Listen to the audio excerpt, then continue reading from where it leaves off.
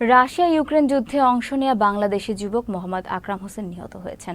শুক্রবার বিকেলে রাশিয়া থেকে আকরামের এক সহযোদ্ধা তার পরিবারের সঙ্গে ফোনে যোগাযোগ করে মৃত্যুর খবর জানান। আকরাম হোসেন ব্রাহ্মণবাড়িয়ার আশুগঞ্জ উপজেলার হোসেনপুর গ্রামের দিনমজুর মোর্শেদ মিয়ার ছেলে। আকরামের মৃত্যুর খবরে শোকের ছায়া নেমে এসেছে পরিবারে। জানা যায়, প্রায় 11 মাস আগে ধার দেনা করে রাশিয়ায় পাড়ি জমান আকরাম। প্রথমে একটি চায়না কোম্পানিতে ওয়েল্ডার হিসেবে কাজ করলেও বেতন কম হওয়ায় এক পর্যায়ে দালালের প্রলোভনে পড়ে রুশ সেনাবাহিনীতে চুক্তিভিত্তিক যোদ্ধা হিসেবে যোগ দেন তিনি। ভবিষ্যতের স্বপ্ন আর পরিবারের অভাব ঘোচাতে রাশিয়ার পথে পা বাড়িয়েছিলেন আকরাম হোসেন, কিন্তু তার সেই স্বপ্ন পূরণ হয়নি, বরং ইউক্রেন যুদ্ধে রুশ সেনাবাহিনীর হয়ে লড়াই করতে গিয়ে প্রাণ হারিয়েছেন তিনি। আমার বাইপুতরে সুলমান ট্রেডিং সেকশনতে আমরা ওয়ার্ল্ডিং এর কাজ শিখেছি 3 লাখ টাকা দিয়া। পয়লেন পাড়াই নাই 1.5 বছর ঘুরে আমার বাইপুতের রাশিয়া কোম্পানিতে পাঠাইছে। কোম্পানিতে পাঠানে 4 মাস কাজ করছে, করার পরে আমার বাইপুতেরে বিক্রি করে দিছে।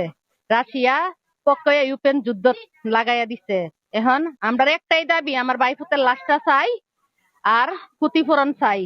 কিভাবে সরকারে আমরা সহযোগিতা করতে পারে, আমরা এই সরকারের কাছে আমরা আবেদন। অন্তর্বর্তীকালীন সরকারের কাছে এবং প্রশাসনের কাছে আমার একটাই জোর দাবি যে এই ছেলেটা আকরাম যেন তার পরিবারে তার লাশটা যেন ফিরে পায়। রাশিয়া পাঠাইছি কর্ম করার জন্য, কাজ করার জন্য।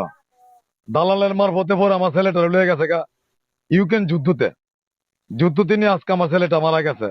আমি সরকারের কাছে একটি কথা বলতে চাই, আমার ছেলের লাশটা আমি ফেরত চাই। সরকারের কাছে আবেদন করছি যে যাতে দ্রুত রাশটা আমাদের কাছে ফেরত পাঠায়।